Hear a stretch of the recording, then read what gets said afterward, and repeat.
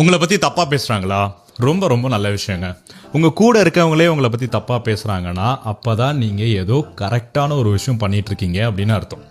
ஒரு மரத்தில் கல் எடுத்து அடிக்கிறாங்கன்னு வச்சுக்கோங்களேன், அந்த மரத்தில் பழம் இருக்குன்னு தானே அர்த்தம்.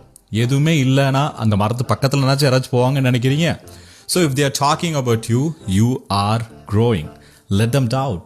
Let them gossip about you. You just keep building yourself. நீங்கள் வளர்ந்துக்கிட்டே இருக்கணும். You just keep showing up.